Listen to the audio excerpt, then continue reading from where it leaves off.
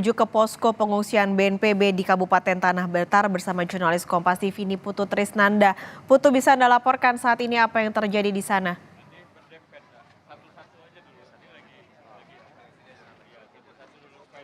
Ya, selamat siang Pak Skalis dan juga saudara. Saat ini saya sedang berada di Tanah Datar. Bagaimana kemudian tadi juga menyaksikan secara langsung dampaknya ini terlihat jelas, banyak kerusakan yang terjadi bukan hanya rumah tapi juga pertokoan. Tadi BNPB dan juga sejumlah jajarannya ini memberikan bantuan, tetapi banyak aspirasi yang kemudian disampaikan oleh masyarakat. Lebih lengkapnya lagi soal penanganan kemudian sikap dari pemerintah, saya akan mengajak Anda berbincang dengan Kepala BNPB, Lejen Suharyanto. Selamat pagi Pak. Tadi ada banyak sekali, tapi kalau yang paling keras saya dengar tadi tentu soal bagaimana perbaikan rumah, opsi relokasi, dan juga soal mitigasi. Nah, kalau dari BNPB sendiri bagaimana Pak melihat aspirasi dari masyarakat? Baik, terima kasih ya Mbak Putu. Pagi ini lengkap ini timnya, saya Kepala BNPB, ada Bapak Kapolda dari unsur Polri mewakili Bapak Kapolri, ada Pangkogap Wilhan 3 jauh-jauh datang dari Tanjung Pinang mewakili Bapak Panglima TNI, ada Pangdam 1 Bukit Barisan dari Medan. Tentu saja Pak John Kennedy Ajis dari kemarin, sudah 3 hari ini berdampingan dengan saya, ada Bapak Gubernur. Jadi hari ini setelah 4 hari terjadi bencana, kami sudah 3 hari di sini. Kemarin kita sudah tinjau titik-titik yang rusak ya, dan sudah ada solusi. TNI juga sudah mengirim 5 jembatan beli. Artinya dengan adanya 5 jembatan beli, masyarakat-masyarakat yang kemarin terisolir dipastikan dalam waktu tidak terlalu lama ini bisa kembali berkomunikasi ya, dan jalur-jalur logistik ini bisa kembali normal. Kemudian hari ini kita berdiskusi dengan pengungsi. Ini yang paling banyak di Kabupaten Tanah Datar, ada ratusan tadi yang ngumpul jadi satu. Kita jelaskan langkah-langkah dari mulai tanggap darurat yaitu pencarian pertolongan. Per hari ini masih paling tidak BNPB mencatat 35 yang masih hilang sampai hari keempat. Satu provinsi. Nah, 35 satu provinsi. Kita SOP-nya tetap ya, meskipun golden time-nya 6 kali 24 jam, tapi kalau masyarakatnya masih minta untuk dicari, tidak ada kata lain, kita harus cari. Dan tadi masyarakat tenang begitu dikatakan, kita pasti cari itu, kecuali masyarakatnya sudah ikhlas, sudah menerima. Ya udah nggak bisa lagi dicari, mereka menerima. Itu baru kita hentikan. Kemudian yang kedua mitigasinya, mereka khawatir nih, gimana nih seolah-olah kok tiba-tiba itu bencananya. Tidak tiba-tiba gitu. Kita juga sekarang Ibu Kepala BMKG sudah melihat gunung itu. Kira-kira potensinya akan ada bencana susulan atau tidak. Kepala PPMBG dari Kementerian SDM itu juga sudah berangkat, sudah ada di Sumatera Barat. Besok juga akan lihat kondisi Gunung Merapi. Kalau seandainya memang berbahaya ya berarti radius dari Gunung Merapi itu harus diungsikan, kita ungsikan.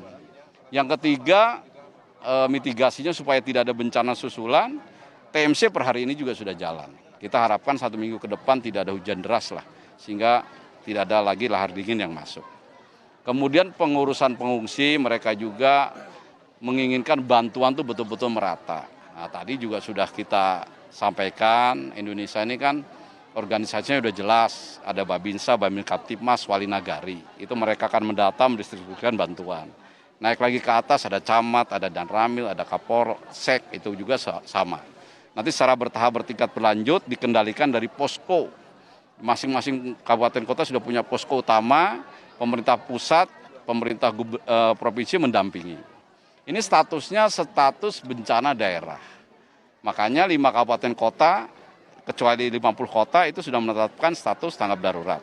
Nah, provinsi karena lebih dari 2 kabupaten kota yang menetapkan status darurat, maka provinsi itu pun menetapkan status darurat. Artinya pemerintah provinsi juga sudah turun tangan terus. Kemudian untuk pengungsi yang kehilangan rumah, mereka punya hak untuk mendapat rumah. Ada opsi relokasi, ada opsi in situ. In situ artinya rumahnya diperbaiki tanpa harus geser tanahnya. Kalau yang relokasi, masyarakat dapat rumah utuh, bahkan berserta isinya itu. Biasanya dari Kementerian Sosial juga membelikan perabotannya.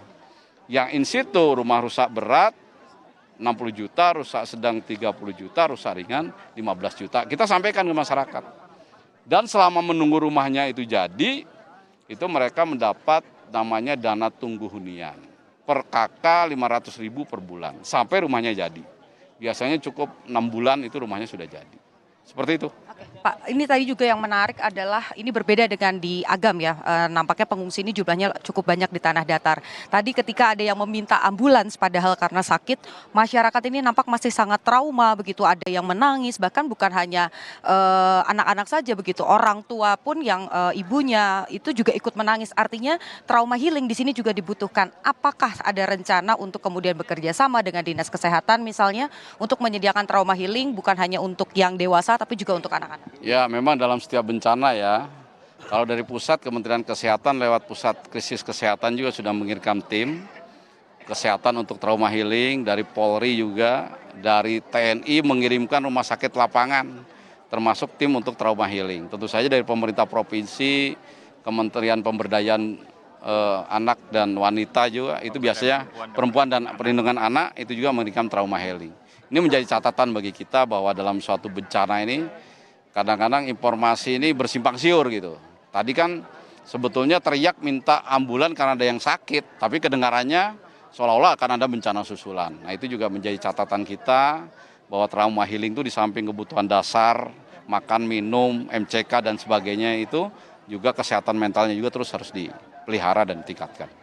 Kalau soal untuk pencarian sampai dengan saat ini personil dari TNI ataupun Polri yang juga membantu ada penambahan, Pak? Dari Marinir dapat 1 batalion lagi ya. Dari TNI dari mulai kemarin juga udah turun ya. Kemudian ada Sipur juga, nanti tanya ke Pangkogapilhan sama Pangdam ya. Tapi intinya sih banyak sekali personilnya. TNI Polri juga terlibat secara full kekuatan saya lihat ya. Helikopter juga TNI Polri juga keluar, dari BNPB juga, dari Polri juga. Jadi artinya kalau sumber daya untuk mendukung, ya, baik personil pun alat peralatan sejauh ini saya kira cukup ya. Dan walaupun ini sudah hari keempat, sudah ada solusi. Walaupun tentu saja butuh waktu, tetapi kami yakinkan dengan bertambahnya hari, ini semakin hari semakin baik, semakin bagus. Terakhir Pak, artinya kalau bicara SDM lengkap, kemudian sembako dan lain-lain juga lengkap, kendalanya betul-betul hanya cuaca saja yang mungkin bisa mengganggu proses pencarian dan juga proses lain. Cuaca kan sekarang sudah di TMC ya, kemudian jalan dari transportasi juga udah tembus, dari Padang ke Bukit Tinggi juga tidak ada masalah, PUPR juga kerja terus. Memang untuk kondisi normal jalan itu kembali semula butuh waktu 3 minggu sampai 1 bulan. Ya ini butuh waktu. Jadi kan proses penanganan kan tidak bisa membalik telapak tangan lah. Artinya kita sepakat, kita berusaha 1 hari, hari kedua, hari ketiga dan selanjutnya harus lebih bagus. Baik, terima kasih banyak Pak Kepala. Mungkin mau melanjutkan aktivitasnya, dialog dengan yang lain. Bapak Gubernur boleh sedikit Pak, ini kayaknya masalah soal relokasi ini juga opsi-opsi ini masih terus ada. Boleh. Artinya kalau memang dari Agam misalnya, kalau ini kan baru dialognya dibuka pada hari ini. Tapi kalau di Kabupaten Agam sendiri, apakah sudah ada lokasi yang kemudian ditinjau atau masuk ke dalam proyeksi ini bisa jadi lokasi untuk relokasi masyarakat? Ya, kita sudah koordinasi dengan Bupati Agam kemarin untuk menyiapkan lokasi tersebut, dan sehingga memang mana masyarakat yang memang mesti direlokasi atau yang rumah mereka di lokasi yang sama mungkin bisa dibangun, atau mereka juga bisa mencarikan tanah. Ya, pada intinya ketika rumah mereka rusak maka kita akan bangunkan ya, dan sehingga memang akan bisa nyaman untuk beraktivitas selanjutnya. Tapi kalau untuk daerahnya Pak, sudah ada kira-kira di daerah mana yang aman, yang jauh dari aliran lahar sungai? Kita lagi berkoordinasi dan kami juga tugaskan dari Tarkim Provinsi untuk juga melihat potensi-potensi atau daerah-daerah yang bisa kita gunakan untuk itu. Di antara mungkin ada tanah HGU ataupun yang tanah milik provinsi atau tanah kabupaten kota. Ya, sehingga memang sampai sekarang kita belum, karena malam tadi kita koordinasikan, mudah-mudahan hari ini dapat ketahuan sehingga kita bisa bergerak lebih cepat lagi insya Allah. Oke, Baik, terima kasih Pak Gubernur untuk waktunya untuk Kompas TV. Dan tadi saudara sudah disampaikan, Paskalis dan juga saudara, bagaimana kemudian 35 orang ini masih masuk dalam daftar pencarian, di mana kemudian bukan hanya dari tim Basarnas saja, tetapi juga dari TNI, Polri ini dan juga masyarakat tentunya bekerja sama, bergotong royong untuk mencari. Kalau tadi mengutip bagaimana pernyataan dari Kepala BNPB, memang keputusannya ada di keluarga. Jika memang lebih dari waktu yang ditentukan tapi keluarga masih berharap ada pencarian, nanti akan berusaha sebagaimana mungkin supaya 35 orang yang masuk dalam daftar ini bisa ditemukan, dan juga kalau memang dalam keadaan meninggal dunia bisa dimakamkan dengan prosesi dan juga cara yang layak begitu. Termasuk juga soal relokasi ataupun juga kebutuhan pasca bencana dan juga pasca masa tanggap darurat. Dari BNPB sendiri, dari pemerintah ini juga mengklaim berusaha semaksimal mungkin untuk memenuhi, mencatat bagaimana kemudian apakah masyarakat ini butuh untuk dibangunkan rumah di tempat yang sama ataupun juga untuk relokasi. Paskalis, kembali ke Anda di studio. Terima kasih Niputu Trisnanda melaporkan langsung dari Kabupaten Tanah Datar, Sumatera Barat.